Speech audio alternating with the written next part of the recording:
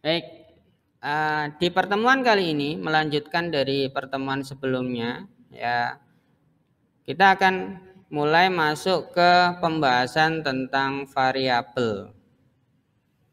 Ya, kemarin saya sudah menyampaikan bagaimana cara mulai membuat project konsul menggunakan editor Microsoft Visual Studio.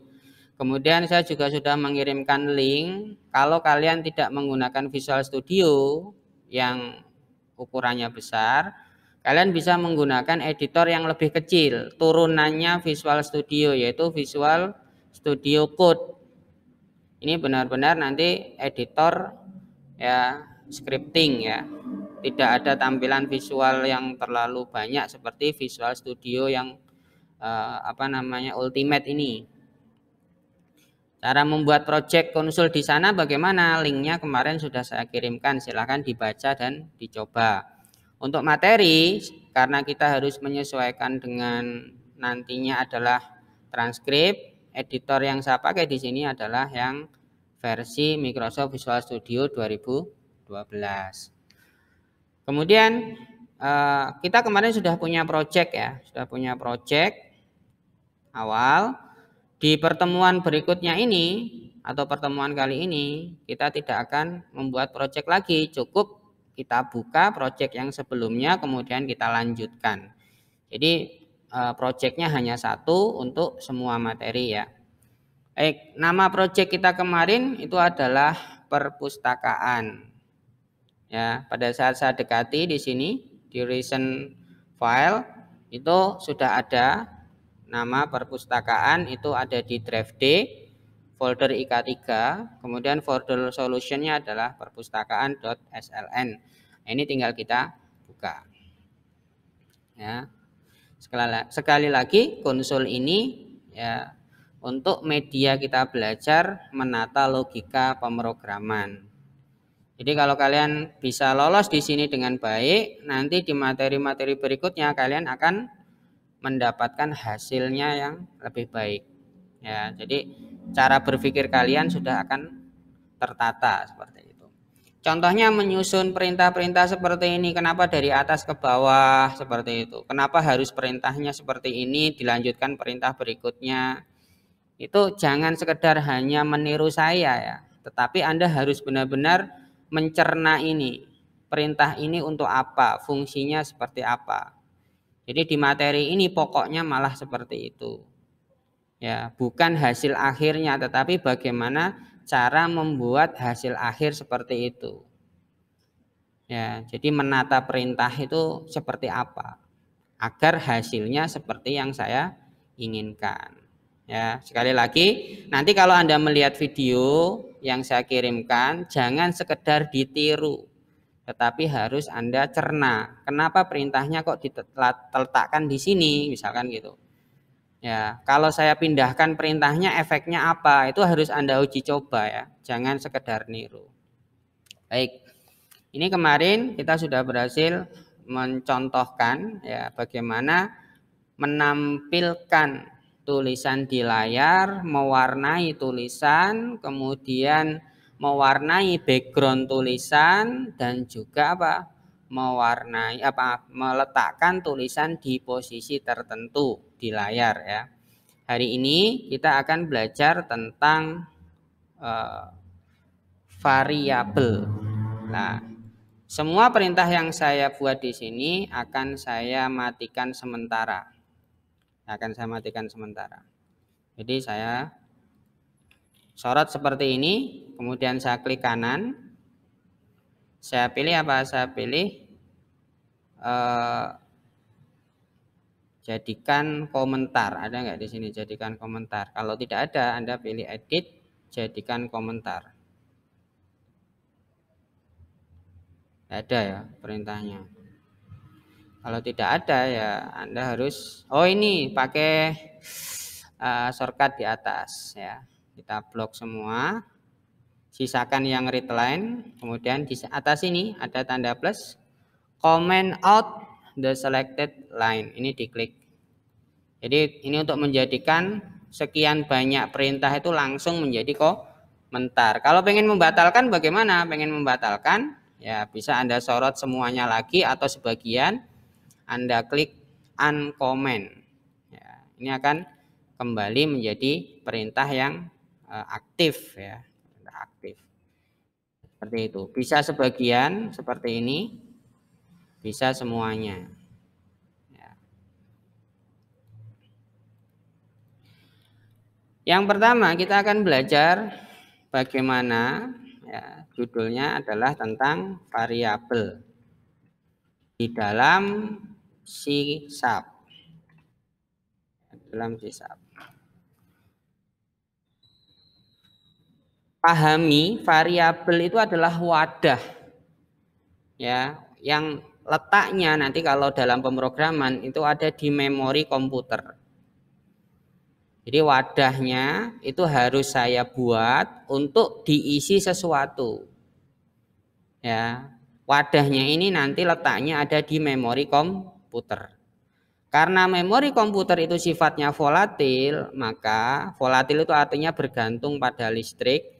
Maka pada saat komputernya mati, secara otomatis memori itu akan dibersihkan. Artinya semua wadah yang berada di dalam memori yang pernah dibuat itu akan dihapus. Ya, makanya salah satu alasan kenapa kita harus merestart komputer kalau komputernya lemot itu adalah untuk lepaskan semua variabel yang tersimpan di dalam memori. Nah, di dalam C#, variabel yang ingin saya buat itu harus diregistrasikan dari awal. Ya, berarti di sini kita akan belajar cara meregistrasi variabel. Ya. Yang pertama, Anda bisa memanggil perintah namanya var. Var ini juga nanti berlaku dalam bahasa JavaScript pembuatan web. Ya, jadi tidak hilang ini materi hari ini untuk kedepannya. Kemudian setelah perintah var, Anda ikuti dengan nama variabelnya. Misalkan variabelnya namanya i. Ya. Kemudian Anda tutup dengan titik koma. Ya, seperti itu. Boleh i itu nama variabel ya, langsung dikasih nilai awal, itu juga boleh. Misalkan i itu variabel dengan nilai awal 0, misalkan seperti ini. Itu boleh. Artinya variabel i itu sebuah wadah di dalam memori komputer kita, ya. Isi awalnya itu adalah angka 0. Berarti ini variabel bertipe apa? Ini adalah variabel bertipe numerik. Ya, bertipe angka. Bahkan saya buat variabel yang lain. Ya. Nama siswa misalkan seperti ini. Nama siswa isinya siapa? Kata Aris misalkan. Ini variabel bertipe teks atau string. Ya. Kemudian di bawahnya nama variabel ini kalau saya dekati itu kan ada garis, ya.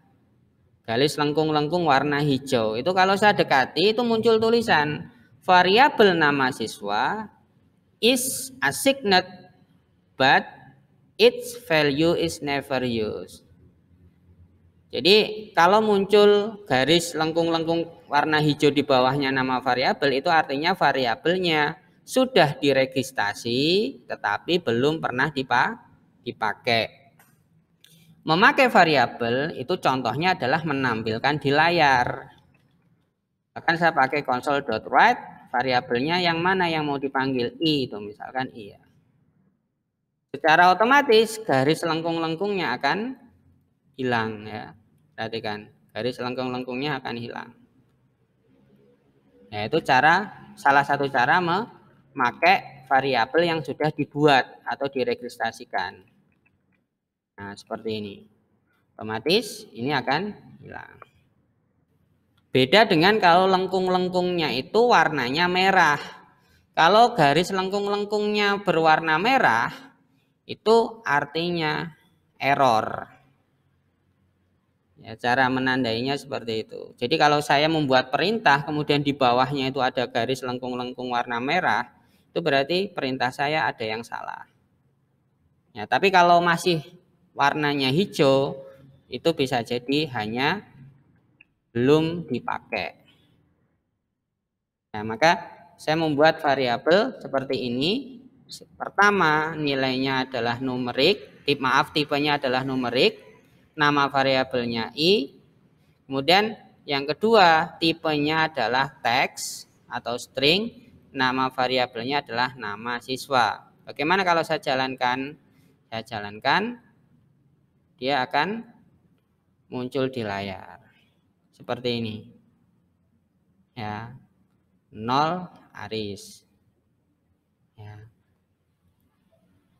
Bedanya dengan menulis langsung bagaimana, Pak? Misalkan menulis langsung write 0, write Aris. Apa bedanya, Pak? Bedanya kalau menulis langsung itu keterlibatan memori minimalis. Ya, jadi tidak diciptakan wadah di memori, dia hanya mengambil sebagian memori itu aja untuk proses. Tapi kalau Anda mendefinisikan variabel, maka memorinya itu akan disekat ya. Yang sekat itu nanti akan diberi nama sesuai dengan definisi yang saya panggil. Dan nilainya itu bisa tetap bertahan selama komputernya tidak restart atau reset. Bisa kita pertahankan maksudnya, seperti itu. Buktinya bisa dipertahankan bagaimana? Saya membuat variabel, saya isi angka 0 di sini. Saya membuat variabel, saya isi nama Aris di sini. Di bawahnya bisa saya panggil. Itu berarti nilai yang ada di atasnya tidak hilang. Ya, nilai yang ada di atas itu tidak hilang. Jadi bisa saya panggil di perintah berikutnya. Artinya variabel yang sudah kita buat itu tersimpan dalam memori. Ya. Kemudian cara yang lain bagaimana, Pak? Ini cara satu ya. Cara satu. Cara dua bagaimana, Pak? Cara dua mendefinisikan variabel. Cara kedua itu dengan memanggil tipenya dulu. Misalkan saya ingin mendefinisikan variabel J. Isinya apa? Angka 0. Tidak usah 0, misalkan berapa? 100. J itu apa? J itu tipenya integer, misalkan seperti ini. Apa itu integer? Nah, kalau ada yang bertanya seperti itu, silakan Anda nanti buka di modul ya, di modul konsul. Nanti pasti ada pembahasan tentang tipe-tipe variabel. Intinya perintah int itu kepanjangan dari integer. Di dalam matematika integer itu artinya bilangan bulat. Bilangan yang tidak bisa diisi desimal. Koma-koma tidak bisa di sini. Pak, bagaimana kalau saya ingin mendefinisikan bilangan desimal? Maka Anda bisa memanggil perintah float. Float, misalkan gaji, isinya berapa? Misalkan 1 juta, koma, ini, itu bisa. Ya, kebanyakan, float, berapa ini? Kebanyakan. Harus double ya angkanya, jangan besar-besar kalau float, misalkan ya, atau ini. Ganti ya, jangan float, terlalu besar ini. Double. Nah, kayak gini. Misalkan. Ini adalah variabel numerik yang bisa berisi angka desimal. Ya, nanti ringnya berapa? Anda lihat ya, ringnya berapa. Ring itu angka yang bisa disimpan oleh tipe tersebut. Misalkan variabel double itu angka terendah berapa, angka tertingginya berapa. yang bisa disimpan di dalam tipe double. Ya, seperti ini. Nah, kalau kata-kata bagaimana Pak? Kalau teks itu menggunakan perintah namanya string. NM siswa, misalkan namanya siapa? Arswan. Misalkan kayak gini. Nah, ini sama dengan yang atas tadi berarti. Tapi cara pendefinisiannya yang beda. Nah, bahkan kita nanti bisa mendefinisikan variabel-variabel bertipe selain angka dan selain kata-kata. Contohnya tipe datetime. Ini tipe waktu, ya, jam masuk misalkan. Seperti ini. Kita bisa mendefinisikan variabel yang hanya bisa diisi dengan data jam. Data jam itu kan berarti ini datetime ya. Datetime itu berarti tanggal dan jam ya. Berarti bisa kita isi dengan misalkan kemudian mengandung juga apa? Jamnya ya. Nah, ini harus konversi ya. Saya tidak akan mencontohkan pengisiannya dulu di sini, tapi pendefinisiannya dulu. Ini tipenya harus konversi. Jadi saya punya teks, yang teks itu harus di-convert menjadi data tanggal dan data jam. Karena kalau saya masukkan seperti ini kan bukan jam, bukan tanggal ya, tapi ini teks. Ini teks kan? Kenapa teks? Karena datanya ini dibatasi oleh petik, depan dan belakang. Kalau saya lepaskan seperti ini, tidak ada petiknya, ini numerik. Tapi juga salah. Kenapa numerik kok nulisnya seperti ini? Ada slash. Nah, berarti data jam, ya, datetime itu tidak bisa saya tulis sembarangan. Cara nulisnya nanti itu menggunakan cara konversi.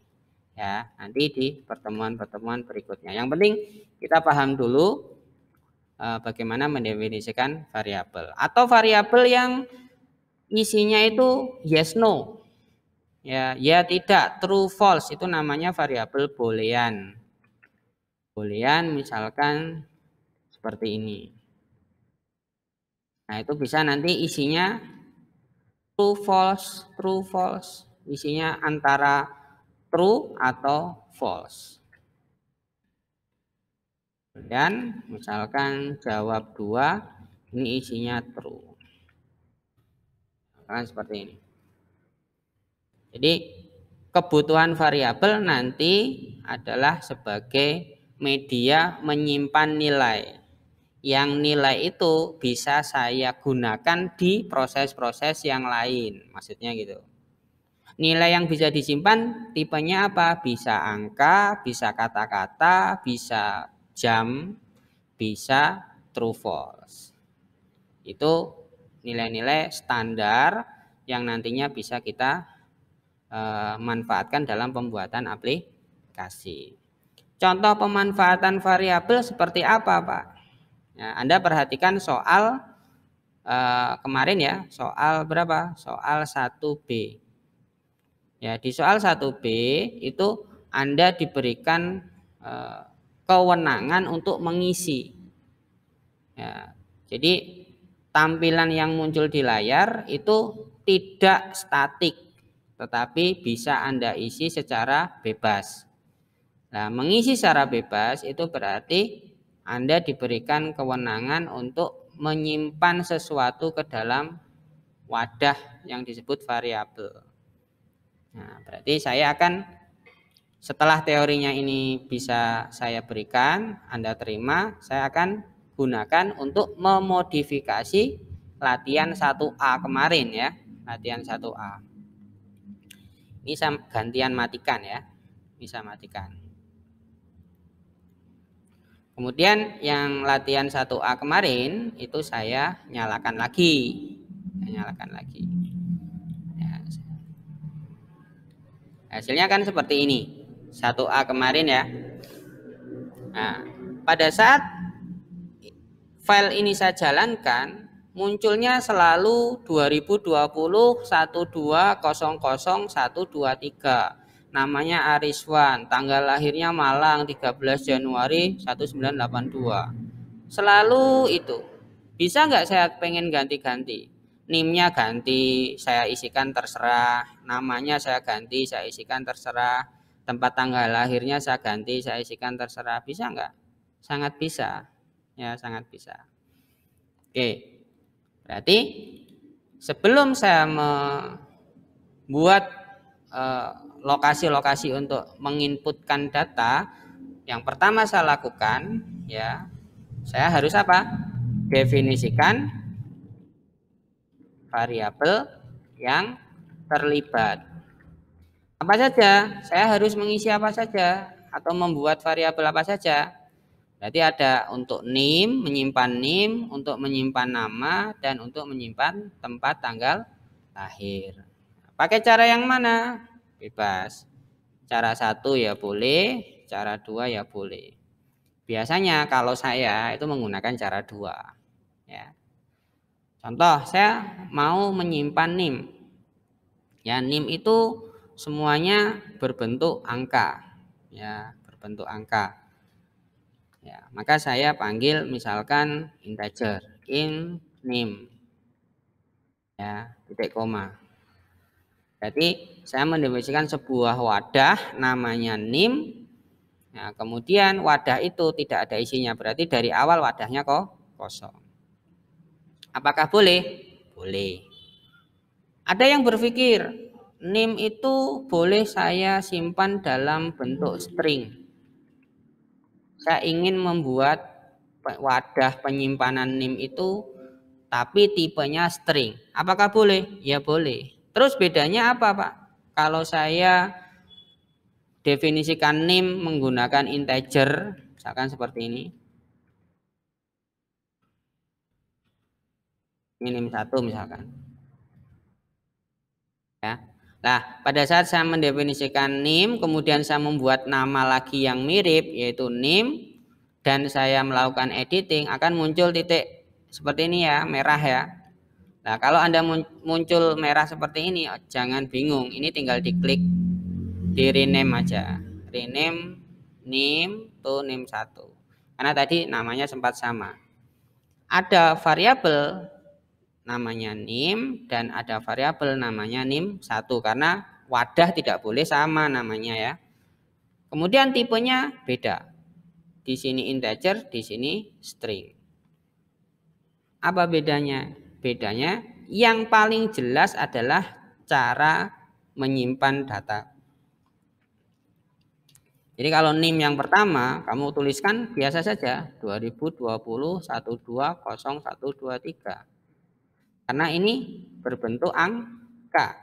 Tapi kalau string, ya Anda harus kasih petik double. 2020 1200123. Itu bedanya. Karena yang atas ini numerik, yang bawah teks. Itu yang paling jelas perbedaannya. Terus perbedaan yang lain apa? Angka itu tidak bisa dipotong-potong. Ya, angka tidak bisa dipotong-potong. Tapi kalau string mirip angka ini ya, bukan angka ini tapi mirip angka dan nilainya bisa kita potong-potong. Misalkan nanti saya ambil 2020-nya bisa. Saya ambil 120-nya bisa. Saya ambil 123-nya itu bisa. Jadi kita potong-potong. Hasil penginputannya itu kita ambil bagian-bagian. Itu kalau tipenya string. Nah sekarang Anda sebagai programmer silakan Anda logikakan kira-kira setelah NIM itu berhasil diinputkan oleh user, hasilnya mau Anda apakan? Ya biarkan seperti itu saja atau ada kemungkinan hasilnya nanti akan kita potong-potong. Kalau ada kemungkinan hasilnya kita potong-potong, NIM itu jangan didefinisikan sebagai integer. Anda harus definisikan NIM itu sebagai string. Tapi kalau tidak ada kemungkinan, ya NIM itu akan dipotong-potong, ya integer boleh.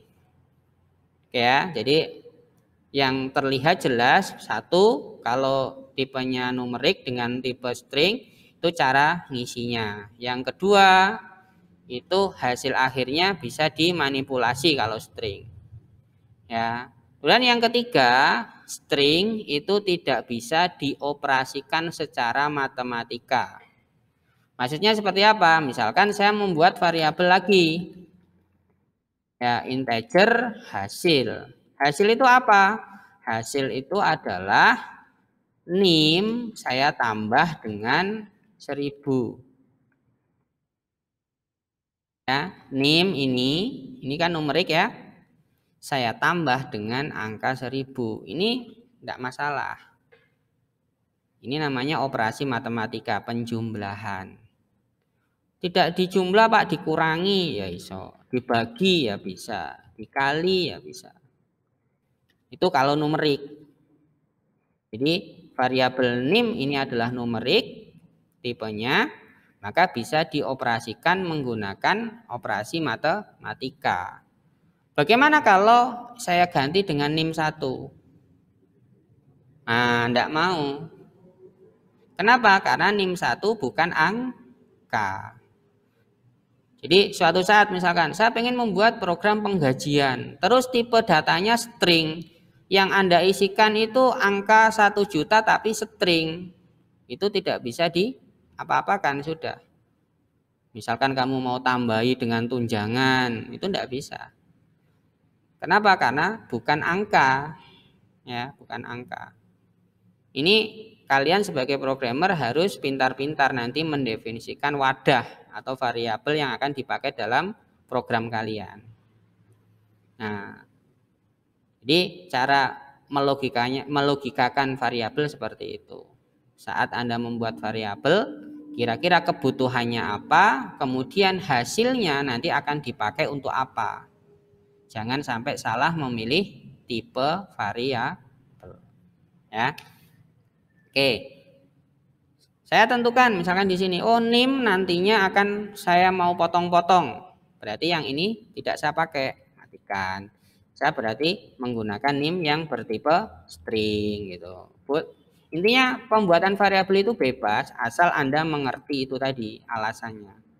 Kemudian yang kedua saya definisikan nama. Nama ya pasti string ya. String. Kemudian saya definisikan lagi tempat tanggal lahir. Tempat tanggal lahir pasti juga string. Pak tadi katanya ada tipe datetime. Nah, kalau tipe datetime Anda panggil, berarti Anda pecah ini. Ada variabel tempat sendiri, ada variabel tanggal lahir sendiri. Tidak bisa tempat tanggal lahir, langsung tidak bisa. Jadi kalau mau menggunakan tipe ini, ya tipe datetime, berarti stringnya untuk tempat lahir, tanggal lahirnya itu menggunakan datetime. Untuk sementara kita jangan bahas datetime dulu ya, karena itu variabel kompleks, nanti ada konversi di situ.